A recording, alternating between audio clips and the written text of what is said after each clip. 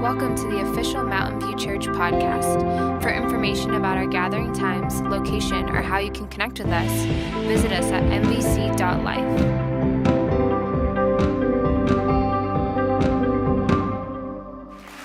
We are in week 3 of this series, Healthy Relationships, or How Not to Suck as a Person. And I never thought I'd say suck from the podium, but I just did. And it's a great series, and it's taking us through this book, Keep Your Love On, by a guy named Danny Silk. And there are groups that are meeting in homes throughout the city surrounding this area going through this, and I would encourage you to be a part of that if you're not already. And it's all about relationships and how important they are to us. And we're looking at what Jesus has to say about relationships. And if you're new here, and maybe you missed the first couple of weeks, I've got great news for you. You can go back and see the incredible messages Todd gave over the last 2 weeks, courtesy of either podcast or the internet. Just go to our website and check them out. I would encourage you to do that. Now, I get to speak and teach every once in a while, and I love to avail myself to TED Talks. I'm sure many of you have seen the 20-minute TED Talks, right? Woody, thank you. And in the top 5 TED Talks is a very famous one by a guy named Simon Sinek, who also wrote a book, and she's nodding her head, and it's called Start With Why, right? The main question to ask is why? Start with why. And why do we need to be talking about relationships, and why do we need to talk about keeping our love on? Well, I thought I'd look at a few things. First, science. Science absolutely says that we have to have relationships. If you are here right now, you are the product of what once was a healthy relationship. And beyond just the physical, we all need strong emotional relationships. I mean, psychologists, the whole field of psychology is all about relationships, and they have terms for people that struggle with relationships. Terms like narcissist, which sounds just nasty, or sociopath, right? The whole field of psychology is about dealing with the need we have and those people that have difficulty in relationships. And then I would turn to music and art. I mean, I bet 90% of all music is about relationships. Cheap Trick. I want you to want me. Or the need for a relationship. Hank Williams, I'm so lonesome I could cry. Or the strength of family relationships, right? We are family, right? Music just over and over again is about relationships. Or go back to high school. Remember your English teacher probably made you memorize something, like this. No man is an island unto himself. Every man is a piece of the continent, a part of the main. I forgot it. If a clod be washed away by the sea, Europe is the list, as well as if a promontory were, as well as if a manner of thy friends or thine own were. Every man's death diminishes me, for I am involved in mankind. So therefore, never send to know, for whom the bell tolls, it tolls for thee. Thank you. My high school English teacher would be so proud, and I studied that again and again all week long. What's that John Donne poem all about? No man is an island. We are all part of a group. It's all part of being in a relationship. And most movies, the movies that we really like, they all involve relationships. Here, let me, a little prop here. Ladies and gentlemen, who is this? Wilson! Wilson from the movie Castaway. And if you didn't know, just turn it around. And there's his name. And the greatest product placement of all time, it was free. Volleyball sales for Wilson went up dramatically after the movie Castaway came out. And if you're not familiar with the movie, Tom Hanks plays a character who is on a deserted island, all by himself. And a volleyball comes into his possession. And he puts his hand on it. And he makes his face, Wilson. And he has a relationship with a volleyball. He becomes Wilson. And at the end of the movie, he's finally going to be rescued. He's put together a raft. He's floating away off to his rescue, and the Wilson washes away. And Tom jumps off, the character jumps off the raft to go get Wilson, which is drifting away, and he screams, "Wilson, Wilson, I'm sorry." And only Tom Hanks can make us cry about the loss of a volleyball, right? We weren't crying at that. We were crying at the loss of a relationship. Thank you, Dave. Relationships matter. Relationships are absolutely important. Philosophy and religion, really, if you think about it, all talk about relationships. Philosophy is what's a relationship with each other and to myself and to God, and does God exist? And religions are all about relationships with God and each other. And when you think about this religion, the Judeo-Christian religion, you start with the 10 Commandments. And it's all about relationship. First, relationship with God. No other gods before me. Thou shalt not have idols. Okay, relationship with God, that's important. And then all the rest of them seem to be about relationship with each other. Thou shalt not kill. That's a relationship killer. Thou shalt not steal. Thou shalt not hurt, right? They're all about relationships with each other. And then Jesus, when he was asked to summarize the law, he said relationship with God, and the second commandment is like it. Love each other. We know this to be true. We know that relationships are absolutely essential. But why? Why is it so hard? I mean, we know the answer. If you've been to my house, you know I love the Beatles. And the Beatles gave us the answer. All you need is, dun, dun, dun, dun, dun. All you need is, right. And then John says, it's easy. I think John was wrong. It's not easy. It's not easy. Love may be the answer, but it's not easy. And that's why we're going through this study on how we can keep our love on. It's not easy. It's not, the reality is some relationships suffer from what I would call relational entropy, right? One phase of your life ends, a new one begins. You move from one neighborhood to another. You graduate from high school. You move from college. You get a different job. And those people that you had relationships with in that earlier context, through distance, you no longer have relationship with them. I call that relational entropy. It's just distance. I'm not sure absence makes the heart grow fonder is actually true. I think distance makes relationships harder. But it's more than that. It's not just some decay like rust. Our relationships are under attack. This chapter 3 of this book, is the battle of fear and love. It's a battle. Our relationships are absolutely 100% under attack. John 10:10. Many of us know this verse. We know the second half of this verse very, very well. The second half that says, I have come that they may have life and have it to the full. But I kind of forget the first half. The thief comes only to steal and kill and destroy. There is a thief, and he wants to kill, and he wants to destroy. And I would say you cannot have a fulfilling life without good relationships. So doesn't it make sense that the thief would try to kill and destroy your relationships? Your relationships are under attack. The thief tries to kill and he tries to destroy. And how does he do it? He's used the same method over and over again, starting in Genesis. Now, there are people I know in this room, when I say Genesis, you kind of turn off. You're like, yeah, I don't know if I buy into all that Genesis in the beginning and 7 days. Let me be really, really clear. The foundation of my faith is Jesus Christ.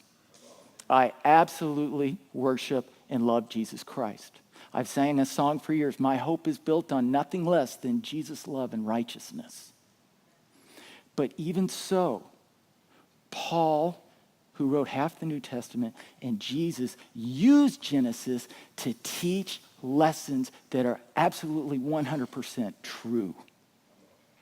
Absolutely 100% true. You can look at Genesis for the lessons it teaches. And in Genesis chapter 3, we have the lesson of how Satan first attacked relationships. You probably remember the story. It starts out in the Garden of Eden.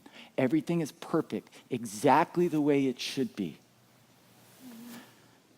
Adam is the icon of God. Eve is the icon of God.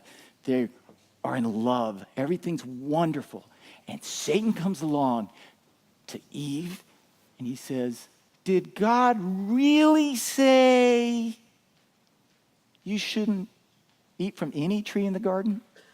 And Eve says, no, it's just this one tree. And then Satan goes on to say, he doesn't want you to eat from that tree because then you'll be like him. Eve, he's holding out on you. Eve, he doesn't want you to be all that you can be. You're missing out. You're missing out. You can't trust him. Through deception, what happens? The fall. And the next thing you know, you have cover up. You have fear. You have hiding. And it results in what? Distance. Absence does not make the heart grow fonder. Distance is a problem. Satan's deception in relationships creates distance.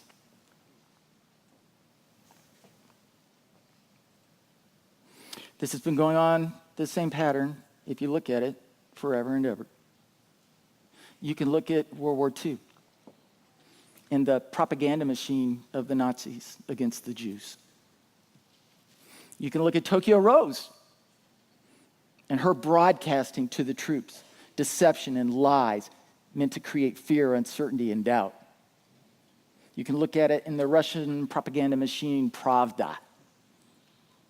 And even so today, you can look at various news sources and outlets that are creating fear and creating distance in relationships.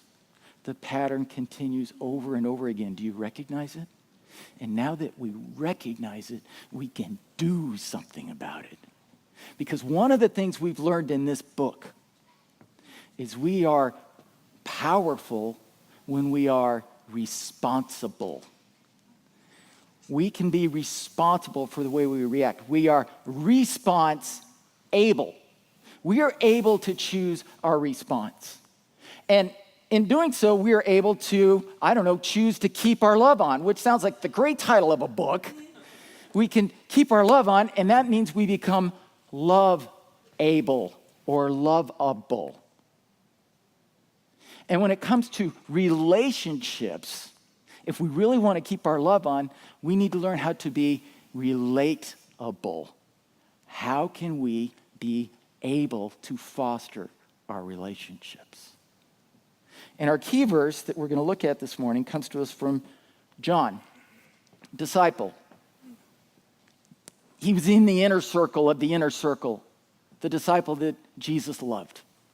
And John writes, there is no fear in love, but perfect love casts out fear. See, when relationships get strained, there's fear. You don't want to get hurt. Remember a few weeks ago, Todd told us that fear drives our behavior.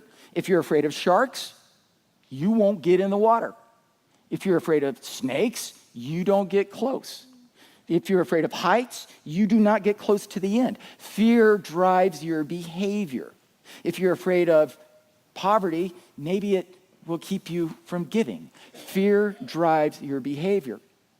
And if you're afraid of getting hurt in a relationship or getting hurt again in a relationship, you will create distance or create punishment.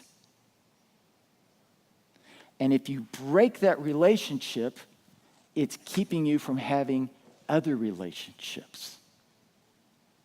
There's no fear in love. Perfect love drives out fear. When we choose to keep our love on, when we choose to be relatable. So I thought we'd look at a few ways Jesus told us we could be relate-able. A few ways we can be relate-able. Now, to many of us in this room, too many of us in this room, we have suffered, we've been victims, we have been hurt, and we need a safe distance. I'm not talking about that. We will cover that in future weeks on how to have a safe distance in relationships when it's required. What I'm talking about this morning is what I hope is the majority of our relationships, and those relationships where we can work to preserve them and become closer together rather than distant. I think it's interesting when I look at this verse, when I hear, but perfect love drives out fear, the first thing I think of is a cowboy. A cowboy. I think we're called to saddle up. I think we're called, yeehaw, to get on our saddle and get on our stirrups and get it right. And I've only ridden a horse like twice, so I don't know what I'm talking about. And grab hold of the reins and drive out fear. Now, think about the cowboy. No cowboy ever telecommuted. You have to be close to the herd to do your job.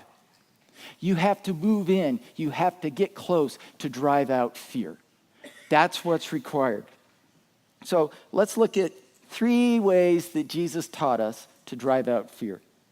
First, if you've wronged somebody, this is the first scenario. You've wronged somebody. You've done something wrong and you've made them mad. Maybe you're 100% responsible for the broken relationship, or 90 or 80 or 70 or 51%, or maybe 2. I don't know. But you've done something wrong that's caused problems in the relationship. Let's see what Jesus says about that. He says in the Sermon on the Mount, chapter 5 of Matthew, if, therefore, you are offering your gift at the altar, and there you remember that your brother or sister has something against you, leave your gift there in front of the offer. First, go and be reconciled. Go and be reconciled to them, then come to offer your gift. Jesus says it's that important. Think about it. For thousands of years, Jews have been coming to the temple, bringing their offerings. And Jesus comes along in one of his very first sermons and says, before you even do that, which is really, really important, before you even do that, you need to go be reconciled to your brother. It is that important. I don't know. Maybe half of us should be getting up right now and leaving before the offering. Now, I will say, it says to leave your gift at the offering and then go and be reconciled. And then come back and make your offering. But see how important this was to Jesus? If you're responsible, and Paul says, as far as it depends on you, be reconciled to the damaged relationship. Be reconciled. Second scenario, what if you've been wronged? You've been hurt. And again, I'm not talking about abusive victimization, physical hurt. I'm talking about the emotional hurt. I'm talking about the relative that doesn't call you back. I'm talking about the coworker that maybe took some of your work and took credit for it. I'm talking about the friend that betrayed you. What should you do? Well, Jesus made up 3 stories about bringing people back into relationships. The first story was about 100 sheep. One gets lost. Shepherd goes off, brings the one back into the relationship. The second was about a woman who had 10 coins, loses one, searches the whole house.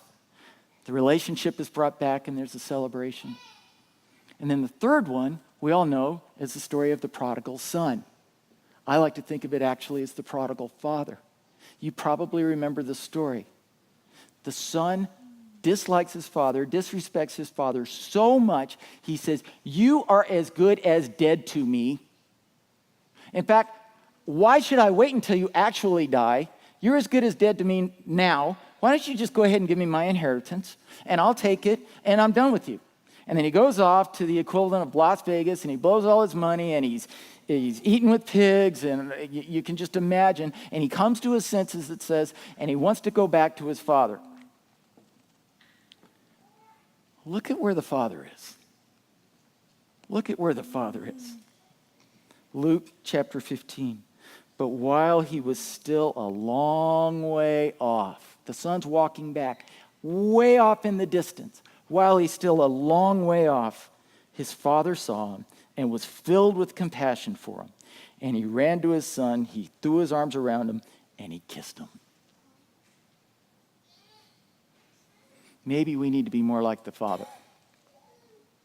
Maybe we need to figure out ways that we can make ourselves available to those who want to come back, but it's hard.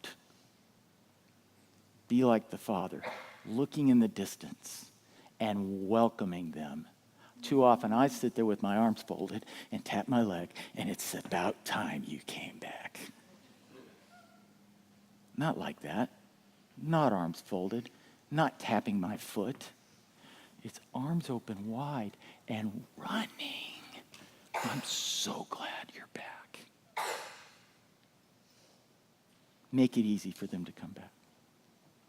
And sometimes, for some of us, when we're hurt, and I'm not talking about injustice, social injustice that needs to be talked about, because Jesus was always making sure that social injustice was pointed out and identified.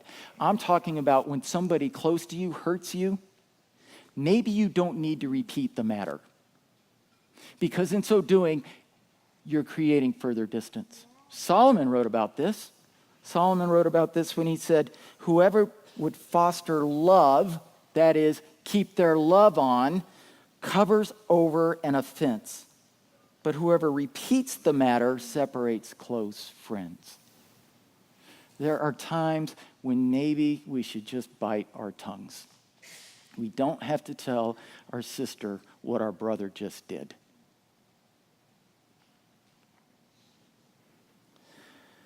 And then third, what about those people where you just don't see eye to eye with them? Even in the church. You believe in Jesus, and you believe in Jesus, but your hand's up and you're on your knees. And you kind of freak each other out just a little bit. Or what about you got a family member that you love dearly, and they've chosen a lifestyle that you don't think is right and is going to lead to them getting hurt? Or what about that friend or coworker that has a different political view, a different way that they think the world should operate and work, and you can't believe what they post on Facebook? I mean, come on. Haven't they read the news? Reading the news is important. 2 weeks ago, Sunday morning, my wife Bernice, who loves me dearly, likes to point out things in the news that she thinks are important to me. And typically, there are things that might hurt me. So, like if there's a story about a shark sighting in the water, she brings out the newspaper and makes sure I see it before I go surfing. Doesn't make much difference, but she makes sure I see it. 2 weeks ago, this appeared in the Orange County Register. It was a story about the real cougars of Orange County. Now, evidently, we have more cougars than LA County. We're number one, right? We rock. We got cougars. So that was Sunday morning. I come to church. I listen to an awesome sermon from Todd. And then I go home and decide I'm going to go mountain biking by myself. I'm not very wise because twice I've broken my wrist trying to mountain bike. But I'm doing it again. I'm on my own by myself. And I find a trail I have never been on before. Sunday afternoon, 2 weeks ago, out by Camp Pendleton. And I am riding this trail, and I remember as distinctly as I'm looking at you right now, I remember as I'm riding up this trail going, I am all alone. I hope there's no mountain lions.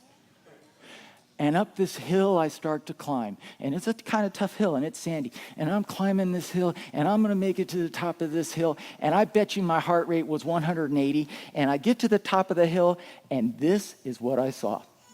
Do you see it in there, in that tree? That's the biggest mountain lion I've ever seen in my life. I about had a heart attack. I about died. And then you know what? I noticed something. It wasn't moving. And so I moved in. I got close, and you know what I saw? It's a stuffed animal that some lunatic has screwed into the tree. I couldn't believe it. I about died. I'm serious. I about had a heart attack. Now, I tell you that story for two reasons. One, it proves that there is evil in the world. Which is kind of funny because my uncle asked me later, he said, well, did you take it down? I went, heck no. You know? And those of you that are laughing at me, I hope you go hiking and find it on your own. The second thing is the point I want to make is things are a lot less scary when you move in close. It was a stuffed animal. It was no threat at all. But from a distance, it was really, really scary. Brene Brown says, it's really hard to hate people when you get up close. Really hard to hate people when you get up close.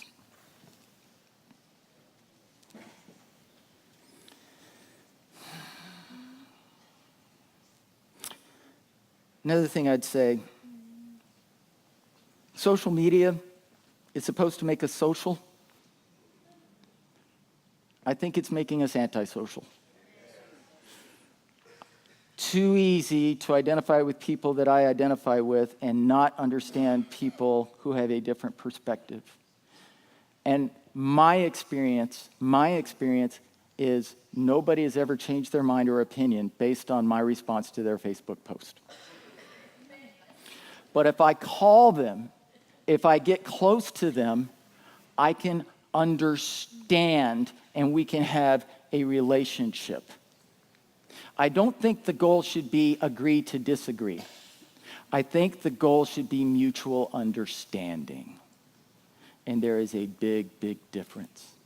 And for those of us who know our Bible and we can point to the chapter and the verse that says what you're doing, daughter, son, sister, brother, friend, cousin, what you're doing is wrong. I get it. I understand it. But the Pharisees sometimes did the same thing. They could point to the chapter and verse that said, you need to be careful of lepers so you don't get sick yourselves. But the Pharisees used those verses to actually hurt people that were suffering and in the wrong. And I would say this, Jesus saw people like Zacchaeus, who was a tax collector, like Matthew, who was a tax collector, like the woman at the well who had many, many adulterous relationships, evidently, like me, long before he approved of my lifestyle. We should never use God's word as a vehicle to hurt others. We should never use God's word as a vehicle to hurt others. We should do whatever we can to close relationships. Now, why is this important? I know when I rattle off this stuff, it's talking about messy living. It's talking about relationships are messy and it's gross. It is. When Moses had the people he was leading the people in the wilderness, he had the tabernacle. And the tabernacle was a tent. And it was a place where the presence of God would be with the people. And then years later, David said, a tent's not good enough. I want to build a temple. And it was actually David's son Solomon in Jerusalem built a temple. And 2 Chronicles chapter 7 records the story of how Solomon prayed and dedicated the temple after all the work they had put into building the temple. And it was gorgeous. It was immaculate. And he prayed. And it says, fire came down, and the glory of God appeared above the temple. It was so intense, the priests could not do their job. It was so intense that everybody was on their knees and on their face because of the presence of God. Can you imagine what that scene looked like? What would you give to be able to see that? What would you give to be able to feel that and know for certain God is right here with us? And that temple got destroyed. And it was rebuilt by Herod, and that one got destroyed in 70 AD. And so my question to you is, where on earth is God? Where on earth is God? Paul has an answer for us. So does Peter. Paul, Ephesians chapter 2:21. With Jesus Christ as our cornerstone and the apostles and the prophets as our foundation, he says, you too are being built together to become a dwelling in which God lives by his Spirit. Where on earth is God? He's in us. He's in the church. Fire came again in Acts chapter 2, and the church was born. I'm very excited about what's happening down on Del Obispo, but we are not building a church on Del Obispo. We are not building a church. We are building a building. And I'm excited to see what's happening there, where craftsmen are taking nails and screws and sticky glue and mortar, and they're binding the pieces together to create a building in which our church can become an even better church. But our church is right here, and it's sticky, and it's messy, and it's the mortar of relationships that's binding us together so that we don't fall apart, so that we can feel the very presence of God. That's what's at stake, people. That's why relationships are so important. It's the very presence of God, and you wouldn't take a sledgehammer to a building, nor would we take a sledgehammer to a relationship in this building called the church. That's why relationships are so important. So what? Now what? Great. 3 ideas on relationships, but what are we going to do now? We all came here to worship God, and I hope we all came to leave different than when we arrived, better equipped to serve and to be more like Jesus. So I think as the band will shortly be joining us, and we move into a time of communion, we move into a time of prayer, we move into a time of offering, I would ask you to think about whose face showed up in your mind's eye as we were talking about relationships? Whose face was it? I would say that's the Holy Spirit talking. Is there someone you need to go be reconciled to? Is there someone you just hate to admit it, but admit it?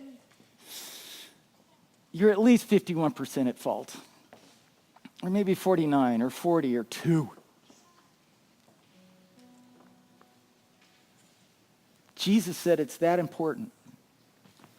Go be reconciled to your brother, and then come bring your offering to me.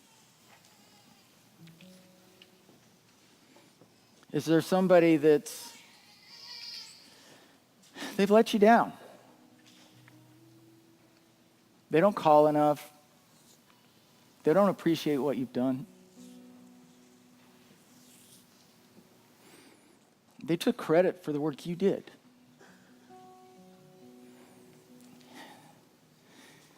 And maybe they don't know it yet, but you know that eventually they'll know.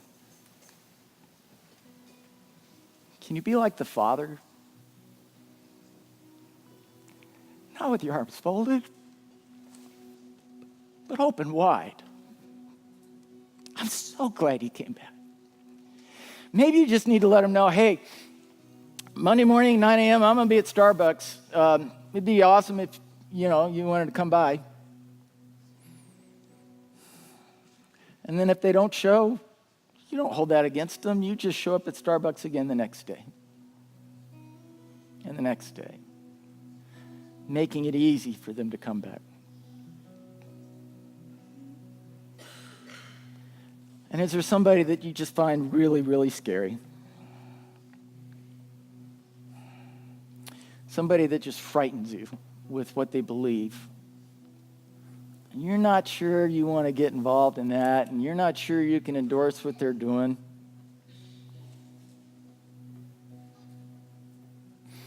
Can you move in? Seek first to understand. What are they afraid of? Rather than escalate. Hate cannot drive out hate.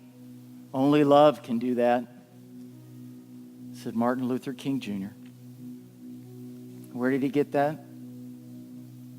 From Jesus, whose political opponents came in to take him. And Peter, in defending what he believed was right, took the ear off a soldier. He took up arms. It was war. And Jesus said, violence only begets violence. Are you at war with somebody? Can you put down the social media? Can you put down the rhetoric and just place a call? Let's pray. Father God, a message like this hits us in each of us in tender places. We often think the relationship is just me and you. I'm good, Father. You and me, we're fine. For what Jesus exposes is